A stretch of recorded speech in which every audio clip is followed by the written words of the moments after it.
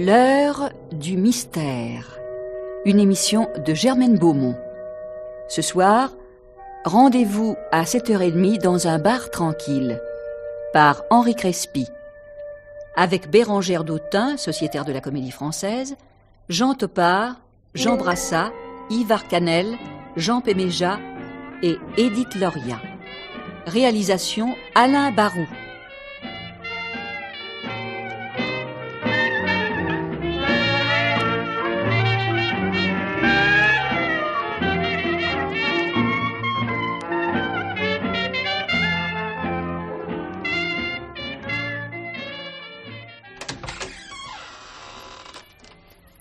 Une visite.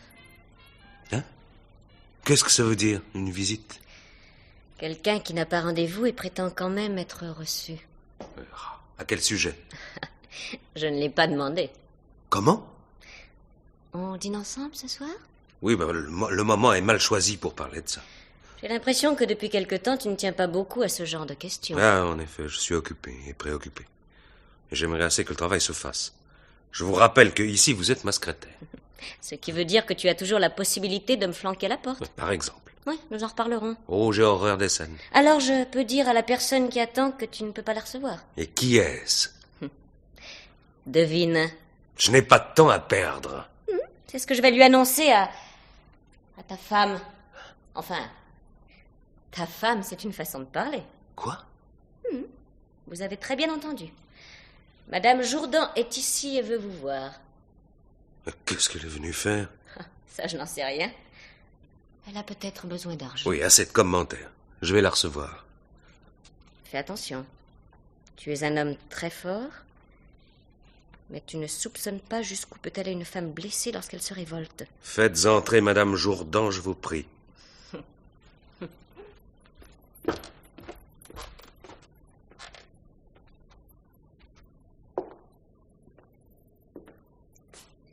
Eh bien, entre. Puisque tu es là. Et tu peux aussi fermer la porte.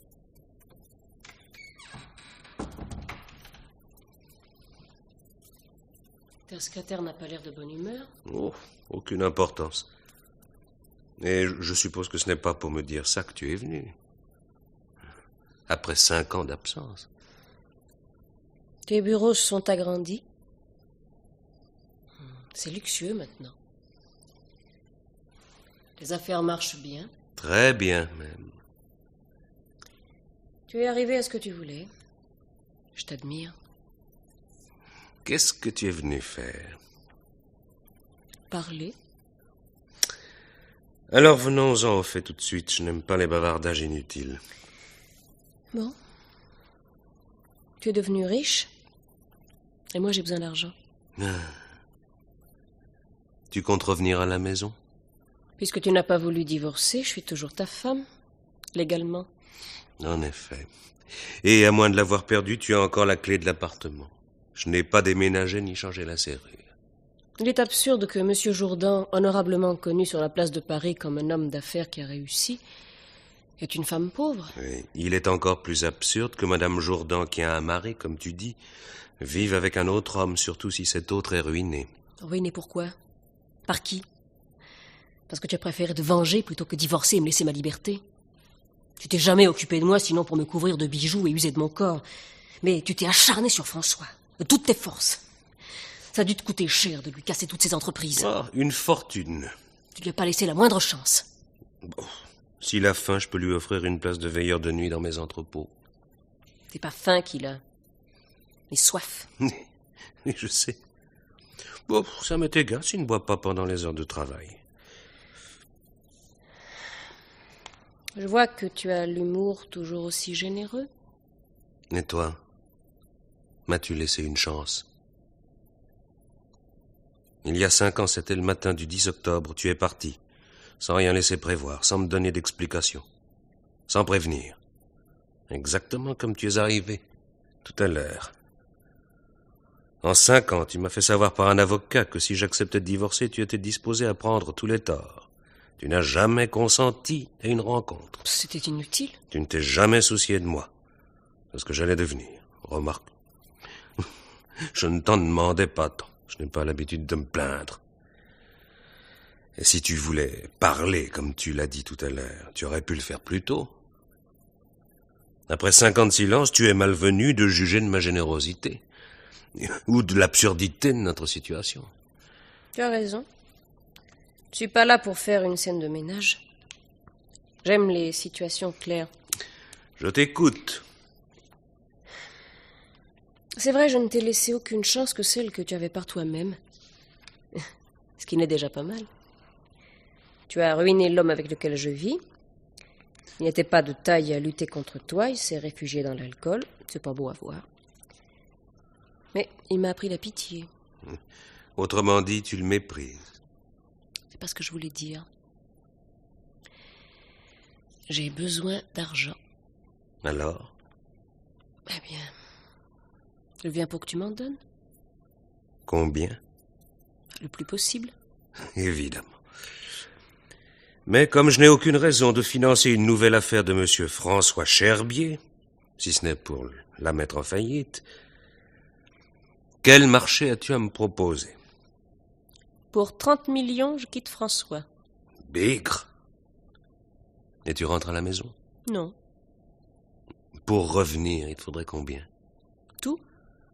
Ou rien. C'est-à-dire? Rien si je t'aimais. Mais c'était pas le cas. Oh, je ne t'en demande pas tant. Tu penses pouvoir m'acheter? Je n'ai pas le choix des moyens. Ou alors, pour rentrer à la maison, comme tu dis, il me faudrait tout ce que tu possèdes. Ta fortune, tes affaires et ta vie. Dans l'état actuel des choses, je n'ai pas envie d'être ta femme, mais j'accepterais fort bien d'être ta veuve. Je ne suis pas disposé à t'offrir ce plaisir un peu coûteux. Tu ne m'intéresses que de mon vivant. C'est pour ça que j'ai jamais pu t'aimer. Tu es mesquin. Tu as toujours été un gagneur. Tu ne connais rien à la passion. Et à cette baliverne. 30 millions pour quitter François, tu me prends pour un imbécile? Tu l'abandonneras pour rien. De toute manière, je te connais. Et si tu n'as rien de mieux à me proposer? Je peux reparaître avec toi, aller au théâtre, dîner dans le monde. Pour sauver la face? Comme dans les autres ménages bien élevés où on ne s'entend pas. J'ai assez d'argent pour me passer de ce genre d'hypocrisie. Personne n'a les moyens de se montrer indiscret sur ma vie privée. Je me doutais bien que nous en arriverions là. Bon, d'accord. Je serai ta maîtresse. En affaires, tu gagneras toujours. Mais il me faut de l'argent tout de suite. Combien? 1 million. Je vais te donner 500 000. Mais nous dînerons ensemble d'abord. Quand? Ce soir. J'aurais préféré demain. À ce tarif-là, on ne discute pas. Bon. Tu me fais une avance? Non. Si je ne marchais plus? Tu n'es pas venu ici pour refuser ce que toi tu proposes. Et puis nous avons assez discuté, j'ai affaire.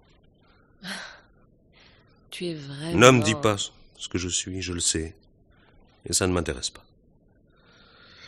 Alors ce soir, 7h30 au bar à côté de l'Athénée. J'y serai. Malgré tout, Irène, merci pour ta visite. Il n'y a pas de quoi.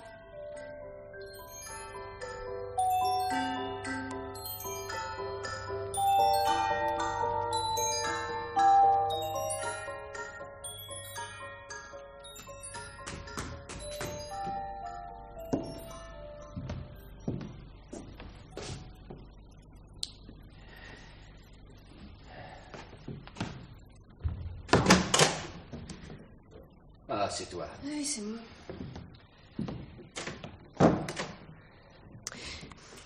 Écoute, Pierre, je suis juste venue pour te prévenir. Ce soir, je pourrais pas venir. Quoi? Qu'est-ce qui se passe? J'ai rendez-vous d'affaires. Tu fais des affaires, toi, depuis quand? Allez, raconte. Oh non, ce serait trop compliqué. Je crois que bientôt, nous pourrons aller vivre ailleurs. C'est bien mystérieux. Non, je peux pas t'en dire davantage. Ah, t'en as de bonnes. Nous viens nous voir ce soir et tu arrives pour te décommander comme ça, tout simplement. En annonçant que demain on rase gratis. J'aimerais quand même savoir. Bien. Je suis allée voir mon mari. Ton mari? Mais pourquoi faire? Je croyais que tu le détestais et que depuis 5 ans... Mais ça n'empêche pas. Puis s'il n'a pas voulu divorcer, il doit au moins subvenir à mes besoins. Je lui ai demandé de l'argent.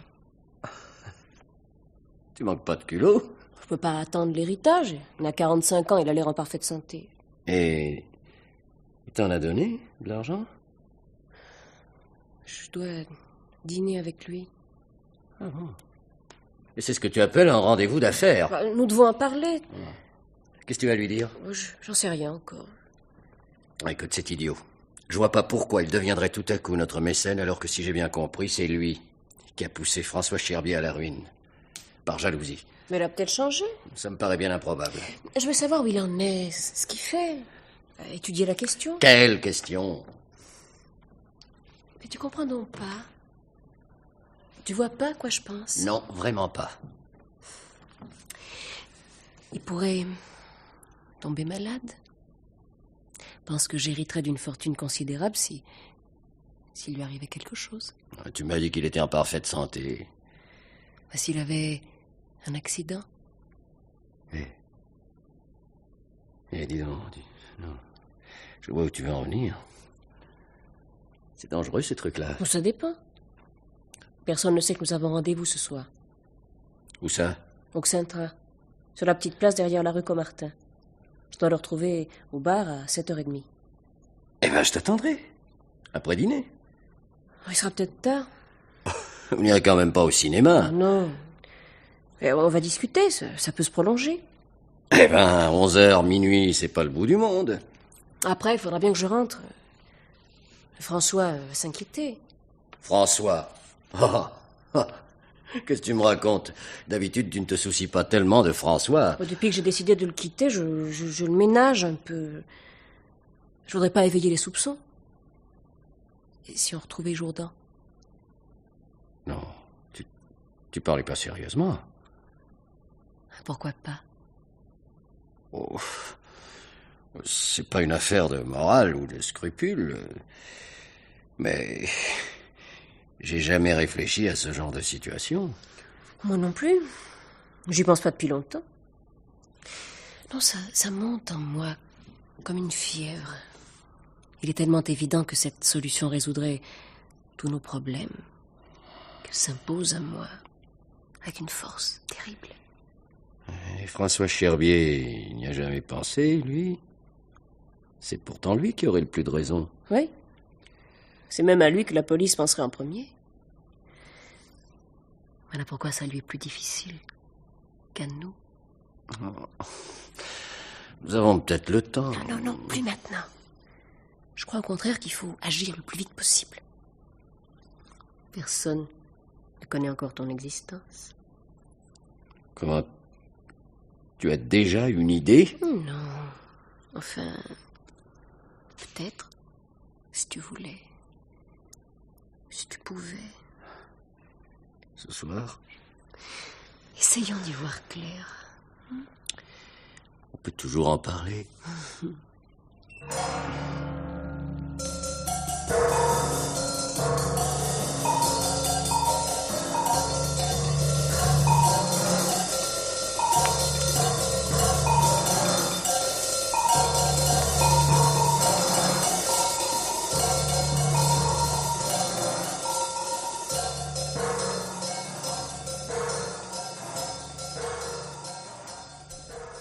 Irène? Quoi? Irène? Qu'est-ce qu'il y a? Viens, maman. Qu'est-ce que tu veux? J'ai quelque chose à te dire. J'ai pas beaucoup de temps. T'as l'intention de sortir? Ça se voit, non? On dirait. Pourquoi tu me regardes comme ça? Je voulais te demander quelque chose. Ah bah vas-y. Et si tu ne sortais pas? Si je te demandais de rester là? Mais qu'est-ce qui te prend? Et toi? Tu sors pas comme tous les soirs? Non. Oh, je sais pas encore. Pas si tu restes là. Pourquoi faire, s'il te plaît? Ah, on pourrait parler? De quoi? De nos dettes? Ça peut attendre. Non? Ah, on trouvera bien. De notre vie, peut-être? De ta gaieté noyée dans le rhum? De tes tournées dans les cafés du quartier? Hein? Ah, ça pourrait encore changer. Oh, tu plaisantes. On m'attend. N'y va pas. Tu es malade? Je t'ai jamais rien demandé, Irène. Moi aussi, j'ai quelque chose à te dire. Mais pas aujourd'hui. Ce qui est arrivé, c'est quand même parce que nous nous sommes aimés. Oh, écoute, c'est vraiment pas le moment. Oh, je sais bien que les passions, ça dure qu'un temps. Pas plus de 3 ans, généralement. Et le carnage de notre Je vie. t'en prie, tu vas pas pleurnicher. Alors, tu veux pas rester? Non. Bon, je sors aussi. C'est ça. Va boire. Amuse-toi bien. Ouais. Je vais même aller au Ça spectacle. te changera de ton cinéma personnel. C'est pas certain. Quelle heure est-il? 7 heures. Tu t'en vas tout de suite? Dans quelques minutes. Alors bonsoir.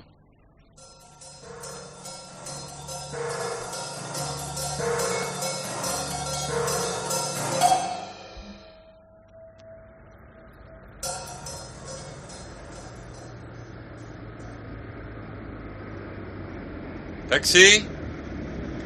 Taxi? Au Xintra, à côté du théâtre de l'Athénée, s'il vous plaît.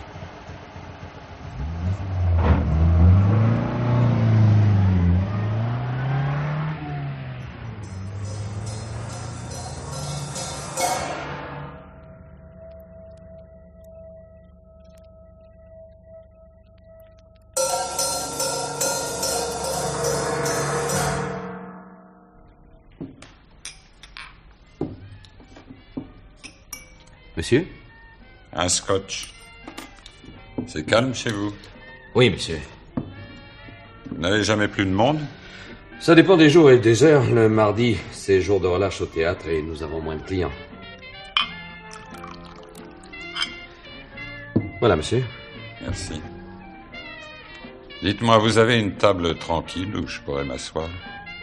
Toutes les tables sont tranquilles, vous pouvez choisir. Ah, je veux dire un peu à l'abri. Il y a des personnes de ma connaissance qui risquent de venir et je tiens pas à être vu. Là-bas, près de la salle de restaurant, ça vous irait? Ou alors celle-là, si ces personnes ne viennent pas au bar. Ah, je vais plutôt m'installer à l'autre, plus loin. Vous m'apporterez un autre scotch, s'il vous plaît. Bien, monsieur.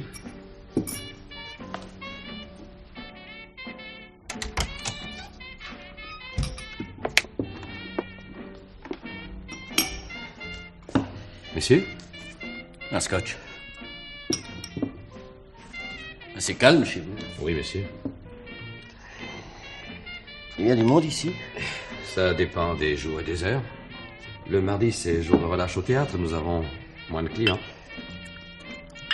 Voilà, monsieur. Merci. Vous avez l'heure? À la pendule, il est 7h20. Je voudrais une table discrète. Où je puisse passer inaperçu. Là, vous savez très bien s'il ne vient pas trop de monde au bar. Merci. Ça ira bien. Mais pas d'autre salle. Oui, derrière et celle où on sert à dîner.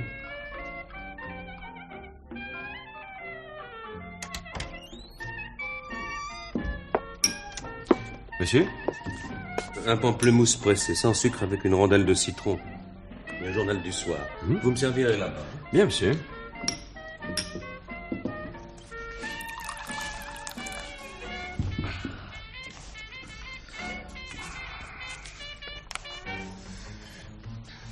Ah, bravo.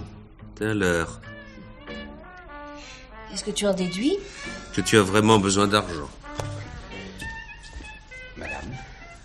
Je voudrais un rhum, s'il vous plaît. Bien. Tu bois du rhum? Ça m'est jamais arrivé. J'ai envie d'essayer. Drôle d'idée. Je trouve que ça va très bien avec ce genre de rendez-vous d'amoureux. C'est poétique. Je croyais que tu étais venu pour affaire. Ah oui. Mais je réfléchis encore. Mais ben, ne joue pas trop la valse hésitation. Hein. Tu sais que je n'aime pas ça. Merci. Madame? À jeun, ça doit être horrible. En effet, c'est abominable. Prends autre chose. Non. Pourquoi m'as-tu donné rendez-vous ici? Ici ou ailleurs, il faut bien un endroit. C'est confortable. Tu viens souvent? Non, à l'occasion, c'est tout. Heureusement que tu n'as pas pensé au bar où nous allions dans le temps. J'ai pas d'habitude sentimentale, si c'est ça que tu veux savoir. Venons-en à notre affaire. Je pensais bien qu'un jour tu aurais besoin de moi. Je te propose de revenir vivre avec moi. Tu auras tout ce que tu voudras. Je sais bien qu'il n'en est pas question. Enfin, pourquoi veux-tu que je revienne? Mettons que je tiens à toi parce que tu es très belle. En 5 ans, tu aurais pu m'oublier. Bah, c'est pas le cas. Mais je ne veux pas rester sur un échec. Par orgueil? Je n'ai pas de goût pour les explications. Je ne peux rien te proposer de plus que ce que je t'ai dit ce matin. Et encore. Quoi? Tu vas pas encore marchander? Non, j'hésite. Non, nous pourrions dîner ici. Mais... Quoi? Qu'est-ce que tu as? Il y a un homme à une table près du bar. J'ai cru que c'était quelqu'un que je connaissais. Et alors, nous avons le droit de boire un verre ensemble. Je te rappelle que nous sommes mariés. Et moi, je te rappelle que nous sommes séparés. C'est vrai, oui. Je venais de l'oublier. Fais-moi un chèque. Nous allons d'abord dîner. J'ai pas faim. Oh, voilà, assez. Je me suis trompé, tu n'auras pas un sou. Qu'est-ce que tu veux dire? Pendant 5 ans, j'ai espéré. Ce matin, quand tu es arrivé, j'ai pensé que d'une manière ou d'une autre, tu pourrais revenir. J'ai joué à ce marchandage grotesque proposé par toi. Je ne t'achèterai pas quelques-unes de tes soirées pour que tu puisses recommencer encore une autre vie. Je me roulerai pas par terre en te suppliant. Mais je suis capable d'oublier 5 ans de notre vie en commun et de ne plus reparler. Alors, une dernière fois. Tu veux pas rentrer? Jamais. Jamais de la vie. Bon. Alors, il ne fallait pas venir ce matin. Tu as eu tort.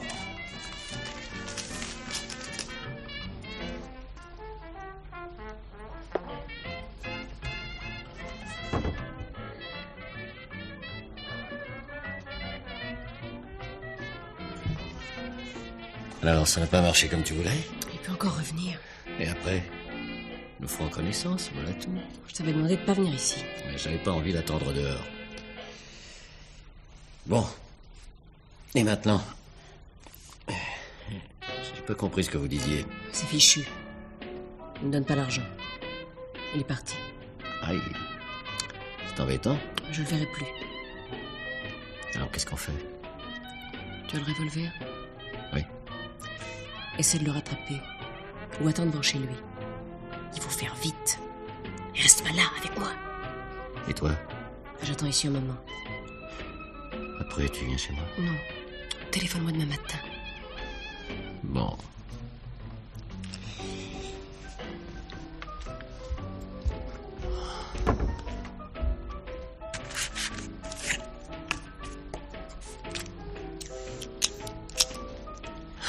Mais... Qu'est-ce que tu fais là? Eh ben quoi? Je suis au spectacle. Tu m'espionnes maintenant? Tu permets? Monsieur? Oui, monsieur. Encore un scotch, s'il vous plaît. Je t'ai pas dit de t'asseoir. Oh, ça va. Entre nous, on va pas se faire des manières. Il y a longtemps que tu es arrivé? Ça fait un moment. Tu m'as suivi? Si on veut. Je t'ai pas vu entrer ici. Il y a une autre porte. Et puis, je suis un homme discret. Bon alors, qu'est-ce que tu veux? Rien. Je veux jamais rien, j'ai aucun droit, n'est-ce pas? T'es une femme mariée, après tout. Tu sors avec ton mari, c'est normal. Arrête de plaisanter. J'étais curieux. Bêtement. J'avais envie de savoir. Je pensais que tu avais un amant. Voilà, monsieur. Merci. Je pouvais pas deviner qu'il s'agissait de ton mari. Tu m'avais dit que tu le voyais pas. Mais c'était vrai. Qui est ce type qui t'a parlé et qui vient de partir? Quelqu'un que je connais vaguement. Qui est venu pour me saluer. J'ai l'impression de l'avoir déjà rencontré quelque part. Oh, c'est possible. Il travaille pour une maison d'édition. Alors, comme ça, tu flirtes avec ton mari. Ce salaud. Ça suffit. Laisse-moi tranquille. Bon, je t'embête pas si souvent. Tu m'embêteras plus. Comment ça? Attends. Je bois mon verre. François, tant que tu m'as fichu la paix, tu n'étais qu'inutile et maintenant tu deviens encombrant. Tu n'as plus envie de lutter. Ah, on a bien toujours été pareil. Tu as besoin d'argent. Nous sommes vaincus, n'est-ce pas? Seulement, Irène, nous étions vaincus ensemble. Tous les deux. Malgré tout, c'était une façon de gagner. Oui. Une victoire en chute libre. Ça, c'est fini maintenant. J'en ai assez. Tu capitules. Mais tais-toi donc. Tu sais plus ce que tu dis. Nous deux, c'est fini.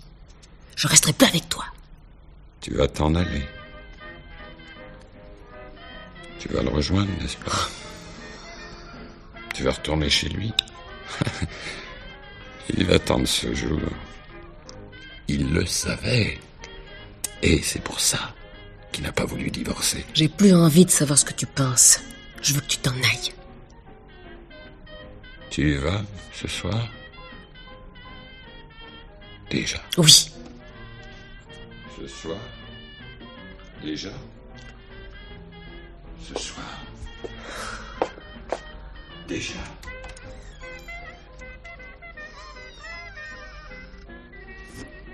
Vous désirez autre chose, madame? Un grand verre d'eau fraîche. Bien, madame.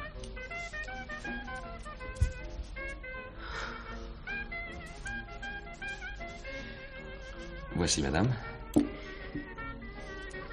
C'est un bar tranquille ici. En général, oui, madame. Qu'est-ce que je vous dois? Mais rien, madame. Le monsieur qui vient de sortir vous a réglé? Il va sans doute revenir. Oh, ça m'étonnerait. Je vais vous payer ses consommations. Eh bien, il a pris 3 scotch. Voilà. Ça ira. Bonsoir, madame.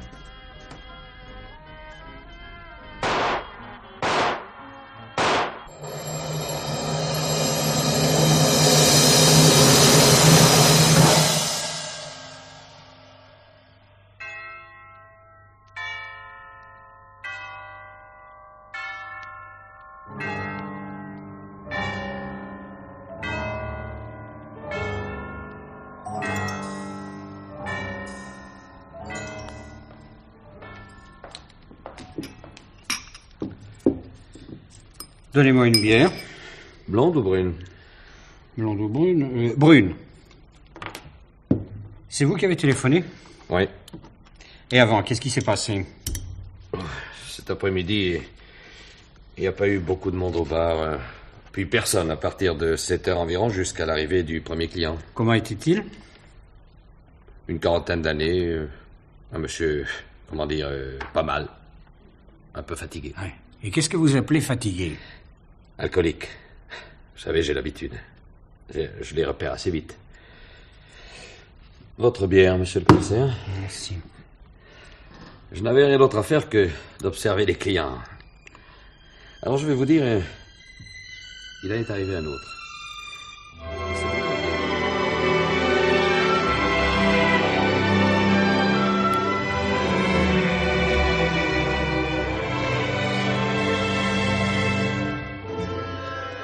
J'ai tout de même appelé police secours.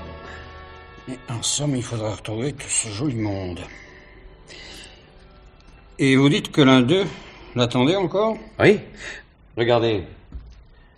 À travers les verres dépolis des vitres, on peut apercevoir les gens qui passent assez près du bar. Enfin, tout au moins les silhouettes. Celui-là essaie d'arrêter un moment. Essayez de bien vous souvenir si rien ne peut faire reconnaître l'un d'eux. C'est difficile. Quand je l'ai aperçu, je parlais avec la femme. Bon, je vais aller dehors et passer devant le bar. Hein? Peut-être cela pourra vous aider.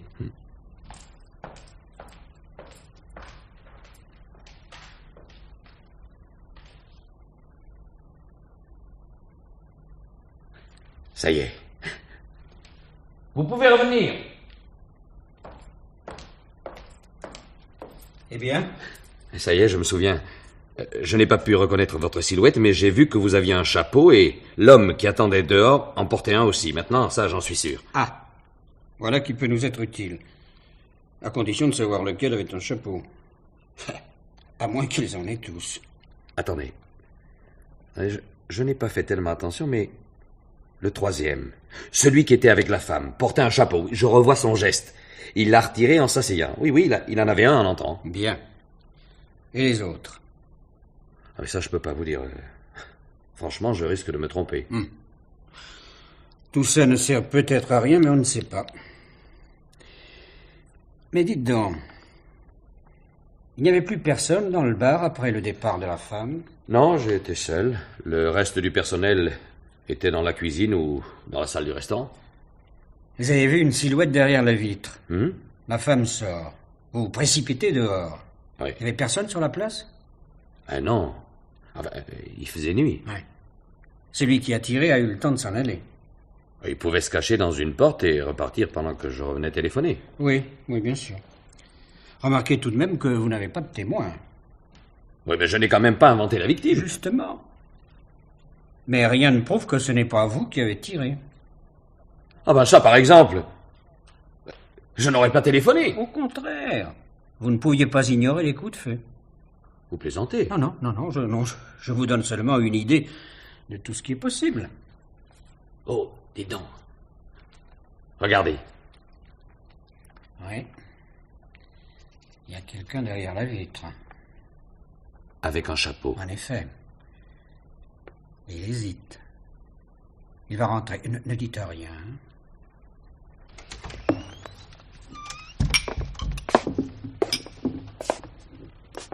Je voudrais un scotch.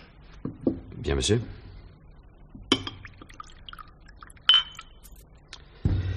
Voilà, monsieur, un scotch. Je ne vous ai pas réglé mes consommations tout à l'heure. Et elles sont payées. Comment ça? Par qui? La dame qui était là. Ah, bon. Et elle est partie longtemps après moi. Vous ne savez pas ce qui est arrivé? Non. Pourquoi? Attendez. Je vous demande pardon, monsieur. Cette dame, vous la connaissez? On ne connaît jamais personne. Non, je veux dire, elle est de vos relations? Si on peut dire. Oui, c'est vague. Et le monsieur qui était avec elle? Pourquoi me demandez-vous ça? Parce que la femme qui était ici a été abattue à coups de revolver. Vous ne dites rien? Irène. Et comme vous lui avez parlé... Qui êtes-vous, monsieur? Commissaire Paris, de la police judiciaire, et vous? Irène, c'est ma femme. Je ne comprends pas. Où est-elle? On l'a transportée à l'hôpital. Où ça? Elle a rien, n'est-ce pas? 3 balles dans le corps. À quel hôpital? Je vais aller la voir. Non, je voudrais d'abord vous parler.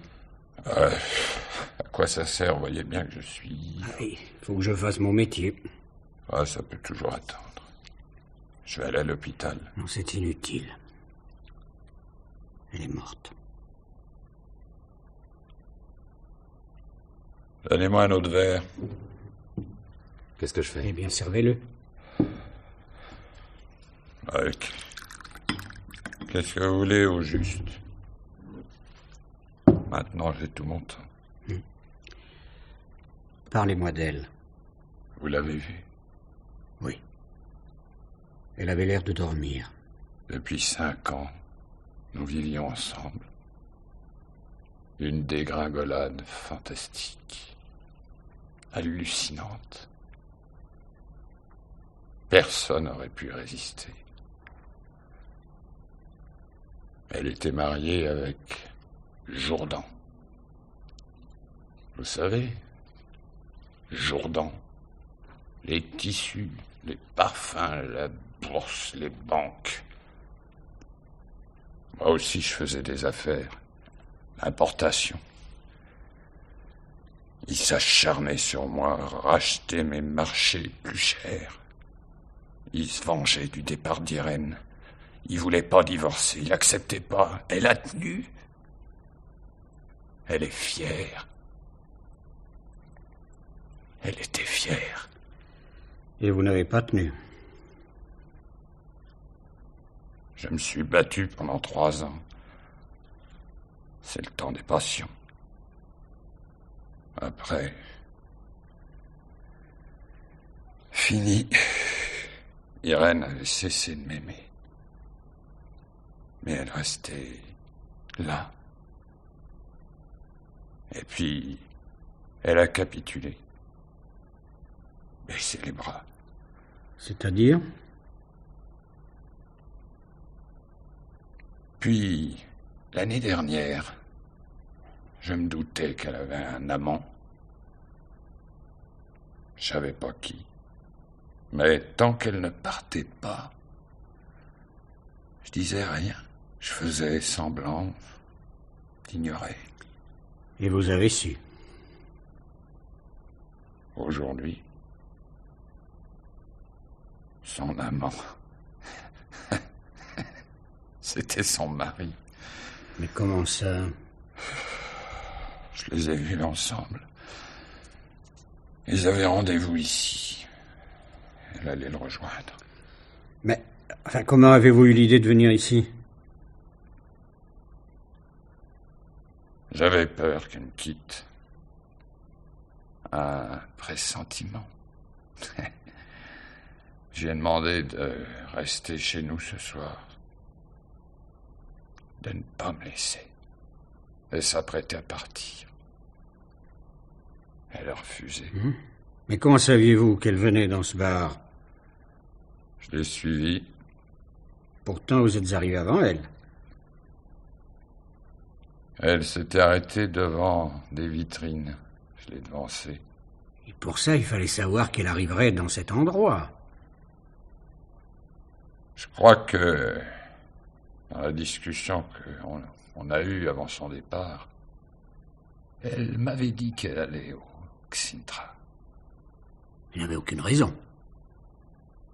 Qu'est-ce que ça peut faire? Je me souviens plus comment j'ai su, mais ça change rien. Oui, c'est vrai. Bon, et alors? Qu'est-ce qui s'est passé? Rien. Je me suis assis dans un coin et j'ai vu arriver Jourdan. Puis aussitôt après, Irène. Ils ont bu un verre et il est reparti. Alors j'ai été parler à Irène et elle m'a confirmé qu'elle me quittait pour aller le rejoindre. Voilà, c'était fini. C'est le vide, je suis parti. Elle était assise. Là. Où êtes-vous allé? Nulle part. J'ai tourné dans le quartier, je suis entré dans des bars, rue Comartin. Que faire? Et puis je me suis souvenu que j'avais pas payé les verres que j'avais bu ici, alors je suis revenu. Et l'autre? Qui ça? Il y avait quelqu'un d'autre dans le bar en même temps que vous. Oh oui, c'est rien. Connaissez Madame Jourdan? Oui, je crois. Non, c'est par hasard. Je crois que c'est un type qui travaille dans une maison d'édition. Nous l'avions rencontré chez des amis quand on avait encore des amis. Ouais, vous ne savez pas son nom? Attendez. Non. Ouais, je crois savoir qu'il est aux éditions du Tigre. Il n'a rien à voir dans tout ça. Bien. Mais vous n'avez pas une idée? Sur quoi? C'est curieux. On a quand même tiré sur Madame Jourdan quand elle est sortie. Quelqu'un a tiré. Vous ne me demandez pas qui? Non. Ni pourquoi? Je m'en fous. Je voudrais un autre whisky. Vous n'avez pas l'air de vous douter que d'après ce que vous venez de dire, il y a toutes les raisons pour vous soupçonner. Vous croyez? Évidemment. Qu'est-ce que vous voulez que ça me fasse? C'est vous qui avez tiré? Moi? Non. Bon, voyons. Oh, il est déjà minuit. Qu'est-ce que vous comptez faire maintenant? Rien. Vous n'allez pas rentrer chez vous? Chez moi. Vous allez continuer à boire? Probable. Bon, eh ben je vais vous mettre en état d'arrestation. Ça sera plus simple. Si ça vous amuse.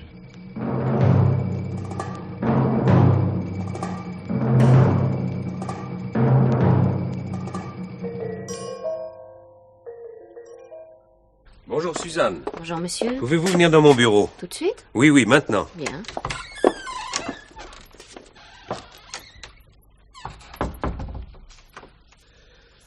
Cette nuit, j'ai réfléchi. Pourquoi fais-tu cette tête? Je ne fais aucune tête. Bon. Après tout, tu es assez jolie, tu n'es pas bête, tu as du caractère. Je me demande si je ne vais pas t'épouser. Quoi? J'ai horreur de me répéter. Et qu'est-ce qui me vaut cet honneur? Tu as vu ma femme hier. Depuis son départ, il y a 5 ans, je ne l'avais pas revue et je ne savais pas quoi en penser. Du moins, je croyais attendre qu'elle revienne. Ce n'était pas un espoir, mais une décision prise, ou plutôt une espèce d'habitude de comportement. Nous nous sommes expliqués. Qu'est-ce qu'elle voulait en venant ici? Mais peu importe. En tout cas, je me suis aperçu que je n'avais plus aucune raison de l'attendre. En conclusion, tu te demandes si tu vas m'épouser. Et comme je n'aime pas me poser de questions sans trouver rapidement la réponse, tu ne tarderas pas à être fixé là-dessus. Bien entendu, tu ne me demandes pas mon avis. Tu n'es pas assez bête pour refuser un parti pareil. Je te rappelle que tu es encore marié. Oui, ça, ce n'est pas. Mais enfin quoi? Vous êtes bien monsieur Jourdan? Qu'est-ce qui vous a permis d'entrer ici? Vous êtes monsieur Jourdan, oui ou non? Vous n'avez pas à poser de questions. Qui êtes-vous? Moi? Eh bien, le commissaire Paris, de la police judiciaire. Et alors, vous croyez que ça vous autorise à vous introduire chez moi? Je vous prie de sortir. Oh, si vous m'embêtez, je vous coffre, et on discutera dans les locaux de la préfecture avec quelques inspecteurs susceptibles. Oh, vous ne savez pas qui je suis? Si, avec le ton que vous prenez, vous êtes Jourdan. Mais comme je ne vends pas de parfum, ça ne m'impressionne pas. Et si vous croyez que vous pouvez me faire dégommer avec votre argent, vous vous trompez. Alors, on discute gentiment ou je vous embarque? Suzanne, laissez-nous. Suzanne, non, elle peut rester. Vous m'avez entendu? Et moi je dis, elle reste. Nous avons déjà assez perdu de temps. Bon, comme voulez-vous. Vous avez tué François Cherbier, le dossier que nous Mais possédons... enfin, qu'est-ce que vous dites? Vous êtes fou? Où étiez-vous hier soir à 7h30? Au bar du Xintra, qui se trouve à côté... Oui, je sais. En effet, vous y étiez. Cherbier aussi? Non. Si. Non, je ne l'ai pas vu. Peut-être à l'intérieur, mais dehors. Non plus. Vous êtes sorti et vous l'avez attendu? Voulez-vous me dire pourquoi j'aurais tué ce pauvre type? Parce qu'il vous avait pris votre femme. Je m'y serais pris plus tôt. D'ailleurs, il a été puni. Le barman vous a vu. Mais où? Où? Il a vu quoi? Quel barman? Vous m'ennuyez. D'ailleurs, qu'est-ce que Cherbier faisait au Xintra, s'il y était? Je vous le demande. On frappe à la porte. Entrez. Vous êtes le commissaire Paris? Oui, c'est moi. Je vous cherche partout. C'est un vrai moulin, ici. Moi? Pourquoi? J'ai quelque chose à vous dire. Eh bien, allez-y, je vous écoute. Non, mais je préférerais vous voir seul. On est très bien ici. Vous vous connaissez? Non. Oui. Bon, c'est tellement urgent? Oui. Voilà. Ce n'est pas moi qui l'ai tué. Eh bien, comme ça, c'est tellement plus clair. Il n'y avait qu'à le dire. Je suis passé au bar ce matin, c'est là que j'ai appris... Oui, alors? Eh ben, je suppose que vous allez me chercher. Vous n'aviez qu'à m'attendre. Non, ça aurait été trop tard. Monsieur Jourdan est mon seul alibi. Mais enfin, je ne vous connais pas, monsieur. Oui, c'est intéressant, laissez-le parler. D'abord, qui êtes-vous? Je suppose le 3e homme du Xintra hier soir. Oui. Je m'appelle Pierre Valin et je connaissais bien Madame Jourdan. Je devais dîner avec elle, mais elle m'a prévenu dans l'après-midi que cela lui était impossible parce qu'elle avait rendez-vous avec son mari, au Xintra. J'ai eu le tort d'aller dans ce bar. Qu'avez-vous fait? J'ai bu un verre à l'écart, et quand Jourdan est parti, Madame Jourdan m'a demandé de le suivre pour voir ce qu'il faisait. Vous l'avez suivi? C'est justement ce que je voulais vous dire. Avant que Jourdan ne parle de ce qu'il a fait, vous auriez pu supposer que je prétendais l'avoir suivi en répétant ses déclarations. Tandis que si je vous raconte où il a été avant qu'il ne le dise lui-même, cela prouvera la vérité de mon alibi. C'est pas bête. Mais comment me défendre autrement? Je ne pouvais rien prouver. Et Et on aurait mis sur le compte de la jalousie. Attendez. En somme, Jourdan sort du bar, vous sortez derrière lui et le suivez. C'est donc qu'il n'est pas resté là. En effet, il est parti d'abord vers l'opéra. Il était à pied? Je ne prends jamais ma voiture en ville. Oui, et moi aussi. Je n'avais aucun mal à le suivre. Ensuite, il s'est dirigé vers le Palais Royal. Bien, je vois. Mais, en faisant cette déclaration, vous innocentez M. Jourdan. Mais alors? On peut supposer que vous étiez mis d'accord. Oh, sans se connaître. Ah, vous voyez bien que je n'ai pas tué Cherbier. Cherbier. Ce n'est pas de lui qu'il s'agit, mais de Madame Jourdan. Mais qu'est-ce que Madame Jourdan vient faire là-dedans? Vous le lirez sans doute dans la presse de ce soir. En effet, s'il est vrai qu'en quittant le bar, vous avez été vous promener ailleurs, vous ne savez pas encore qu'un homme attendait Madame Jourdan à la sortie du bar pour la battre de 3 balles de revolver. Qu'est-ce que vous dites? Je ne vous cacherai pas que je vous ai soupçonné, l'un ou l'autre, ou plutôt vous, Monsieur Jourdan, d'après la déclaration du barman. En effet, vous étiez disputé avec votre femme et l'homme qui l'attendait dehors, d'après la silhouette que l'on distinguait derrière la vitre, portait un chapeau. Et vous en portiez un. Et pourquoi? Pourquoi l'aurais-je tué? Parce que s'il vous arrivait quelque chose et vous aviez peur de Cherbier, c'est elle qui héritait de votre fortune. Vous ne le vouliez à aucun prix. J'étais décidé à divorcer après la soirée d'hier. Qu'est-ce qu'il prouve? Mais tout à l'heure, quand vous êtes arrivé, j'annonçais à ma secrétaire que j'avais l'intention de l'épouser. Oh, ça alors? Pourquoi? Ça n'est pas vrai? Il n'en a jamais été question. Mais enfin, je viens de te dire... Comment, monsieur, vous me tutoyez? Mais enfin, Suzanne! Il y a quelque chose qui n'est pas clair. Pouvez-vous m'expliquer, mademoiselle? Mais je n'ai rien à expliquer.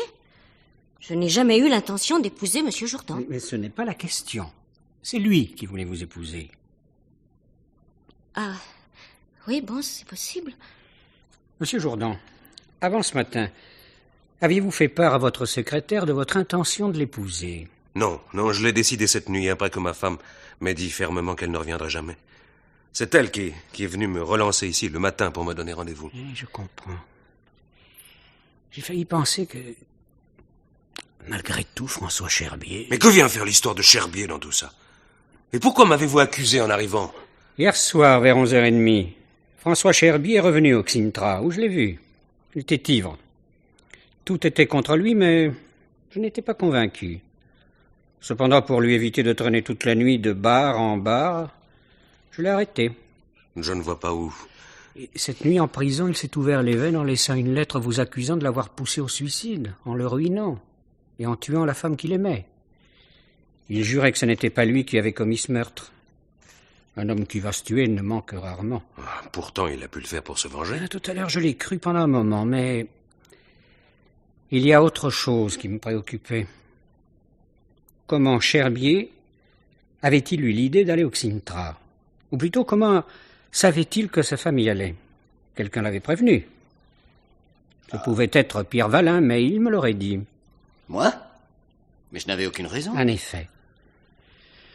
Monsieur Jourdan, où mettez-vous votre chapeau lorsque vous arrivez ici? Mais là, dans le placard.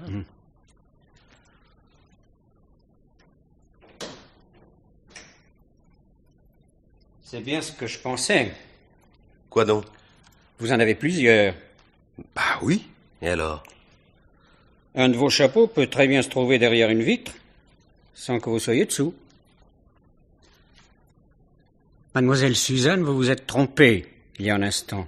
Vous avez essayé de dissimuler vos rapports avec Monsieur Jourdan pour qu'on ne pense pas que Madame Jourdan était un obstacle pour vous. Mais pas du tout. Seulement, il n'avait jamais été question de mariage. Donc, Madame Jourdan n'était pas un obstacle. Elle avait complètement disparu de la vie de Monsieur Jourdan. Oui. Seulement, elle avait réapparu le matin. Et ça, vous le saviez. Vous avez surpris le rendez-vous que prenaient Monsieur et Madame Jourdan et peut-être avez-vous pensé au retour de cette femme. Je n'ai jamais pensé... Allons. Pourquoi avez-vous prévenu François Cherbier par téléphone? Mais ce n'est pas moi. Vous voyez, vous mentez encore. Il avait quand même fini par me le dire. Il ne pouvait pas l'inventer. Oui. J'étais jalouse et je voulais que Cherbier s'en mêle. Et puis ça faisait 2 suspects, sans compter M. Vallin, auquel vous n'avez pas pensé et qui fournit un alibi à M. Jourdan. Un chapeau d'homme sur une silhouette, ça n'est pas forcément un homme. Mademoiselle, je suis sûr que vous avez regretté d'avoir tué Madame Jourdan lorsque votre patron a dit qu'il allait divorcer pour vous épouser. C'était trop bête. Tu as fait ça? Oui. Je te l'ai dit hier matin. Tu ne soupçonnes pas jusqu'où peut aller une femme blessée lorsqu'elle se révolte.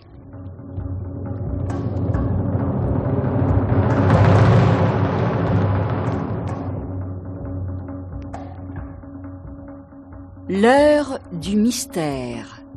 C'était une émission de Germaine Beaumont. Ce soir, rendez-vous à 7h30 dans un bar tranquille, par Henri Crespi. Avec Bérangère Dautin, sociétaire de la Comédie Française, Jean Topard, Jean Brassat, Yves Arcanel, Jean Péméja et Édith Loria. Chef opérateur du son Robert Lavoignat, collaboration technique Marcel Lebras, assistante Françoise Charlotte Mahé, réalisation Alain Barou.